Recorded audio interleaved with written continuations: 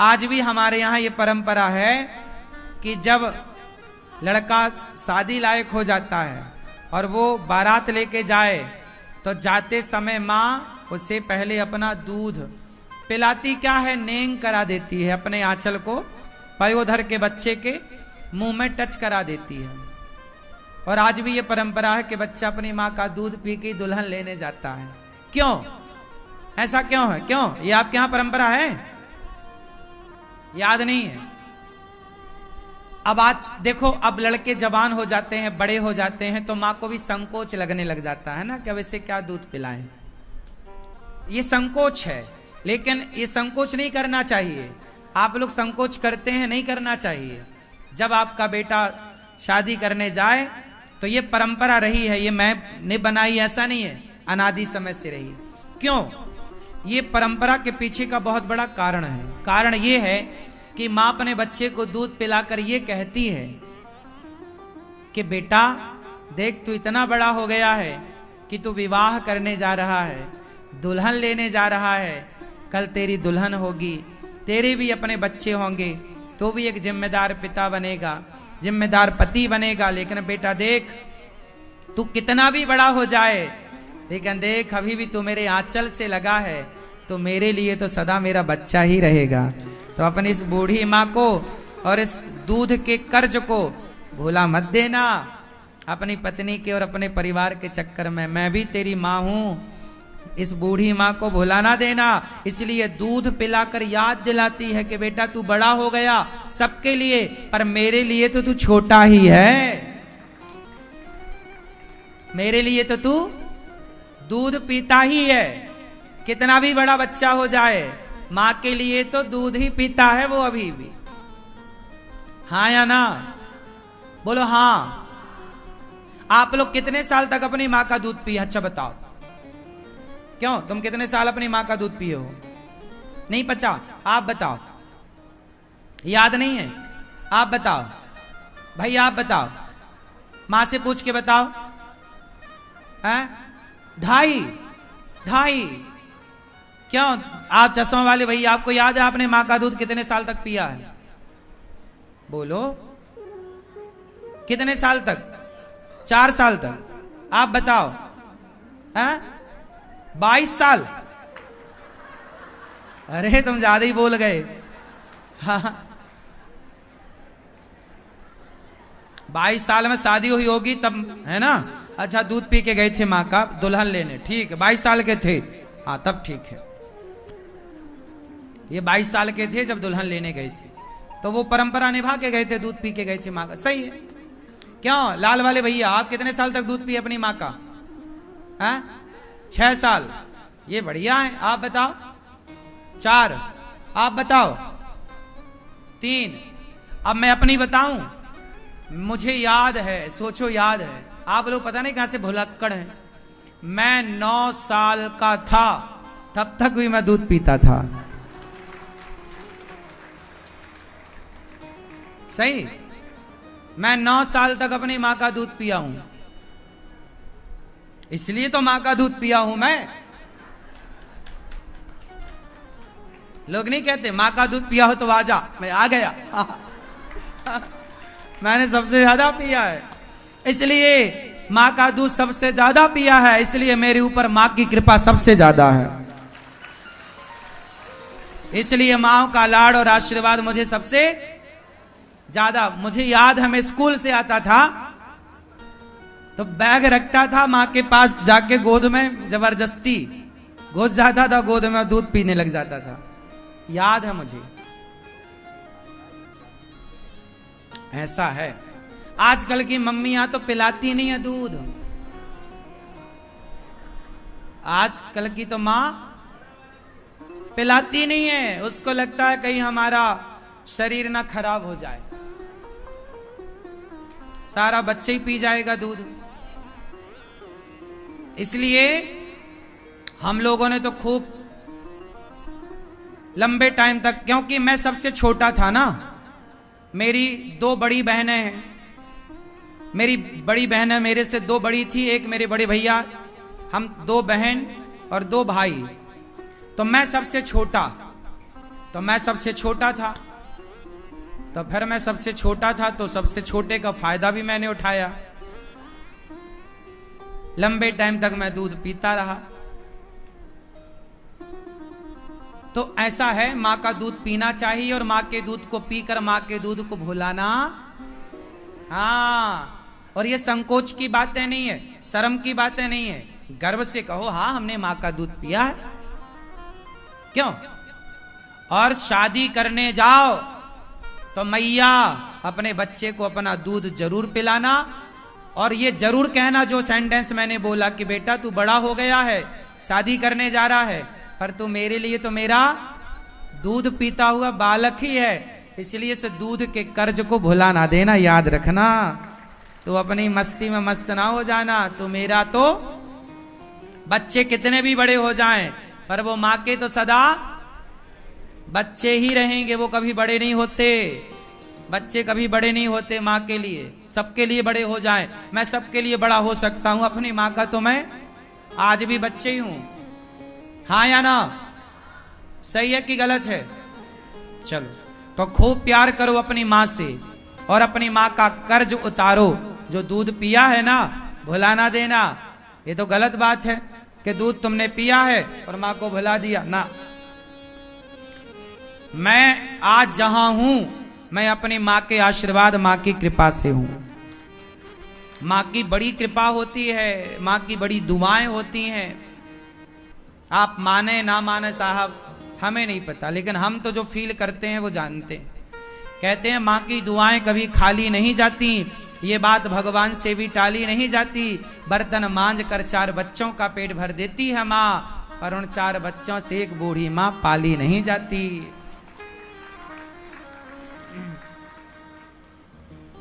ऐसी होती है मां। मां और भगवान ये दो नहीं है, दोनों। जब भगवान कभी आपको मिलेंगे तो भगवान की शकल मां की शकल से मिलती जुलती है। जैसी मां दिखती है वैसे ही भगवान दिखते हैं, ऐसा।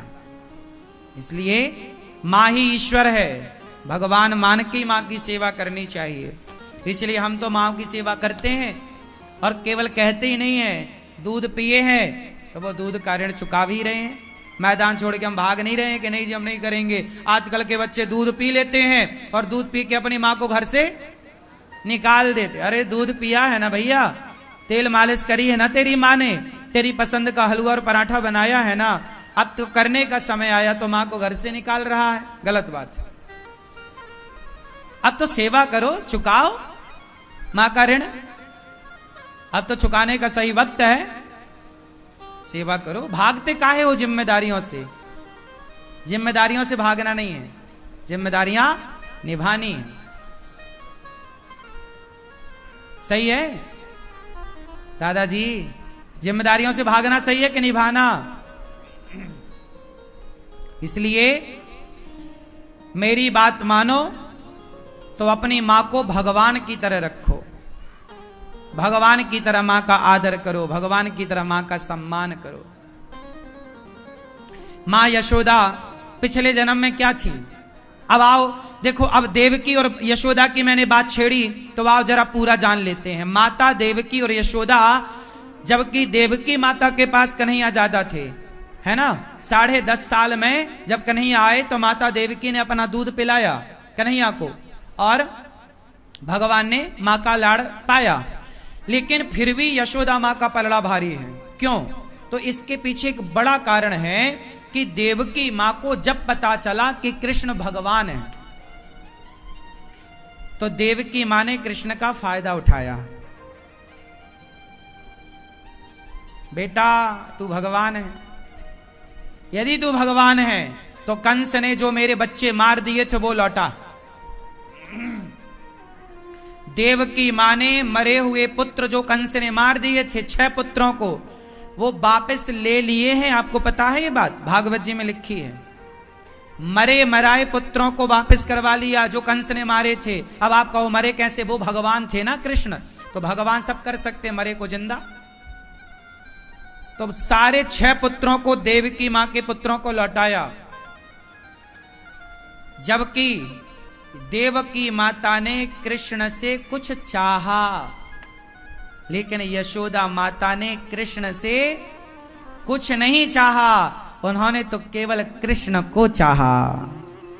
यशोदा माता और देवकी माता में सिर्फ इतना अंतर है कि यशोदा ने कृष्ण को चाहा और देवकी माता ने कृष्ण से चाहा। बात समझ में आई? यशोदा माने, जोर से बोलो, यशोदा माने कृष्ण को चाहा और देवकी माने कृष्ण से चाहा। बस यही फर्क है। ये देवकी माता पिछले जन्म में माता कैकेयी हैं। कौन है? जब राम वनवास में थे तो चित्रकूट आई कैकेयी माता, बोली राम मुझे माफ कर दो, मैंने वनवास भेज दिया, क्षमा। राम जी ने गले लगाया, माँ ऐसा क्यों कहती हो, आप तो हमारी माँ हो, क्षमा मत मांगो। तुम यदि क्षमा कर दियो हो तो बताओ। हाँ माँ, मैं, आपने कोई अपराध ही नहीं किया, यदि आपने मुझे क्षमा किया है तो एक वचन दो। क्या? कि आप मेरे बेटा बन के आओगे। तब भगवान कृष्ण बोले, मां मैं आपका बेटा तो बन जाऊंगा, पर मैं दूध तो माता यशोदा का ही पीऊंगा। इसलिए राम ही कृष्ण बने और कैकेयी ही देवकी माता बनी। और यशोदा ने कौन सा पुण्य किया कि कृष्ण ने उनका दूध पिया, उनको ज्यादा बचपन दिया और मां यशोदा को ज्यादा समय मिला। क्यों? माता यशोदा का नाम था धरा। पिछले जन्म में माता यशोदा कौन थी? धरा। इनके पति मतलब नंद बाबा का नाम था द्रोण। द्रोण और धरा ये दोनों पति पत्नी पिछले जन्म में संतों की सेवा करते थे। माता यशोदा का ये पूर्व जन्म है कि किस पुण्य से आप लोग यदि वृंदावन बैठे हैं तो जरूर कोई पुण्य से बैठे हैं। ये दास अनिरुद्ध आपको कथा सुना रहा है तो कोई पुण्य होगा, मैं नहीं देख पा रहा हूं। मानव का शरीर मिला है तो कोई पुण्य होगा। तो यशोदा मां को कृष्ण जैसा बेटा मिला तो कोई तो पुण्य होगा। तो आओ जरा देखते हैं कि माता यशोदा के पुण्य क्या थे कि कृष्ण की माता बनने का सौभाग्य मिला। तो सुनो, हुआ क्या कि भगवान श्री कृष्ण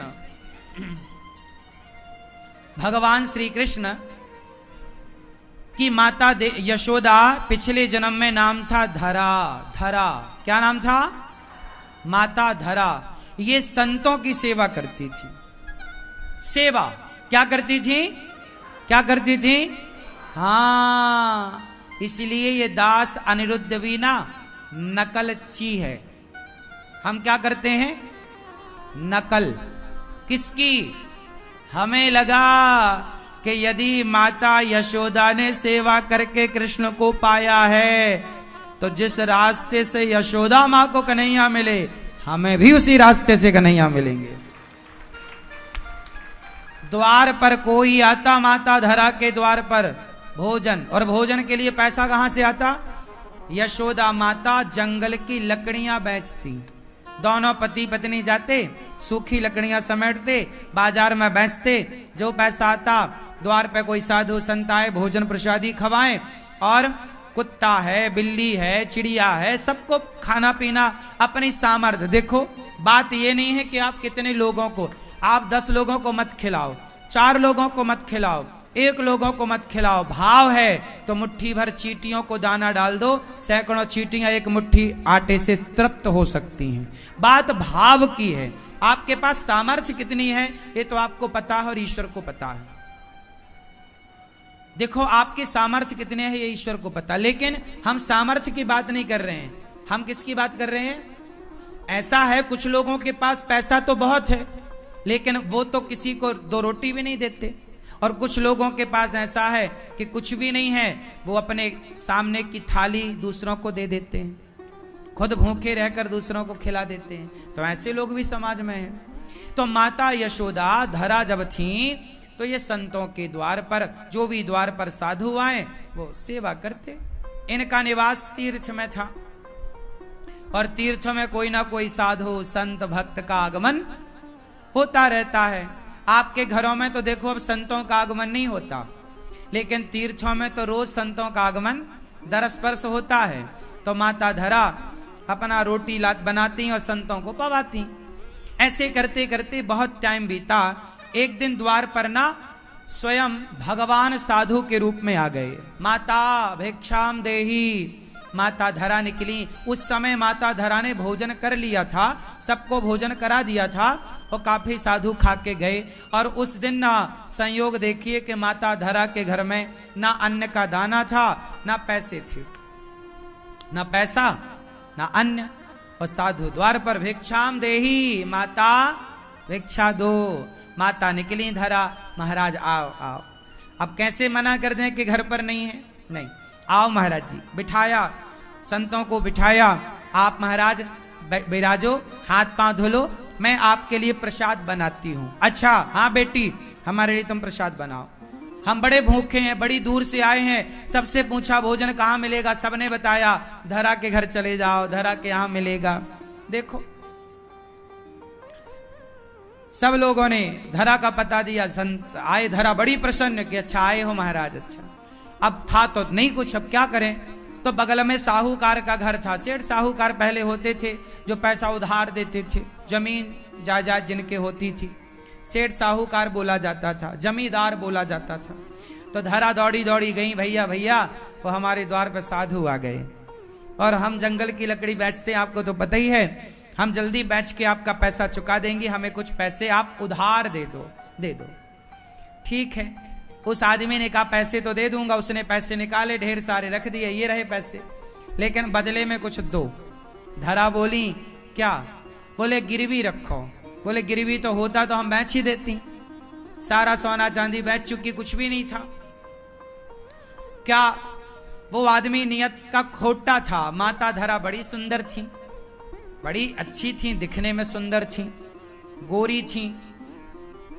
वो आदमी की नियत माता धरा पर डोल गई। बोला वाह तुम बहुत सुंदर हो, तुम पैसा तुम गिरवी नहीं रख सकती, कुछ और नहीं दे सकती, पर तुम एक बार हमें मिल जाओ तो हम तुम्हें बहुत सारा पैसा दे सकते हैं। धरा माता बोली मिल जाओ से क्या मतलब है?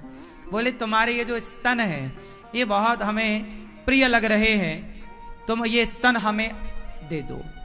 माता धरा समझ गई किसके नियत में खोट है, ये मुझे काम भाव से देख रहा है, लेकिन वो तो माता ही थी, उनके अंदर तो पवित्रता थी, लेकिन इसकी नियत डोल गई।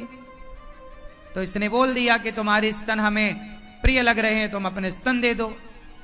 उसका कहने का भाव कुछ और ही था। माता धरा समझ गई। फिर बोला माता ने, अच्छा माता धरा के पास कोई ऑप्शन भी नहीं था, जाए तो जाए कहां। तो माता धरा ने कहा यदि मैं अपने स्तन तुझे देती हूं तो तू मुझे पैसा देगा? उसने पहले ही रख दिया, ये रहे पैसे, जितने चाहिए तुम ले जाना, लेकिन तुम एक बार हमें मिल जाओ। धरा बोली अच्छा तुम्हें स्तन चाहिए? हाँ हाँ स्तन चाहिए। ठीक। माता धरा ने कहा कि तुझे मेरे स्तन प्रिय लग रहे हैं, ठीक है मैं तुझे अपने स्तन देती हूं। पास में चाकू पड़ी थी, माता धरा ने चाकू उठाई और अपने स्तनों को चाकू से काट दिया।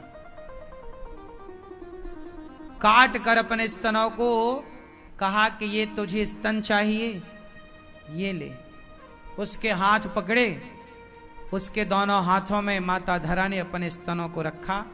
तुझे मेरे स्तनों से प्यार था, ये ले। स्तन ही तो तूने मांगा था ना, मेरा चमड़ा ही तो मांगा था तूने, और यदि मेरे चमड़े देने से, ये चमड़ा तो देख कल फिर आ जाएगा। शरीर में चमड़े की कमी कहां है? पूरे शरीर में चमड़ा ही चमड़ा है, मांस ही मांस है, घाव भर जाएंगे। मेरे द्वार से साधु ना भूखा जाए। बेटा तेरी नियत में जो था मैंने तुझे दिया, लेकिन तूने मुझे पैसे ज्यादा दे दिए हैं, मुझे इतने की जरूरत नहीं है। मेरे द्वार पर कुछ 4-5 साधु हैं, तो 4-5 साधुओं में इतना पैसा लगेगा।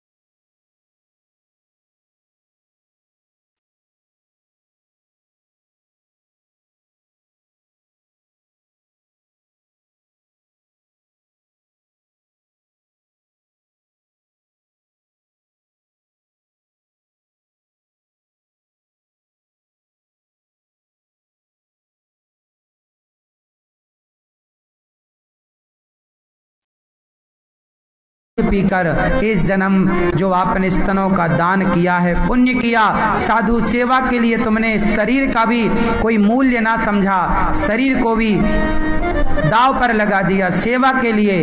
मैं अगले जन्म में आपका बेटा बन के दूध पीकर आपके इस जन्म के ऋण को चुकाने आऊंगा। वही धरा यशोदा बनी और वही भगवान श्री हरि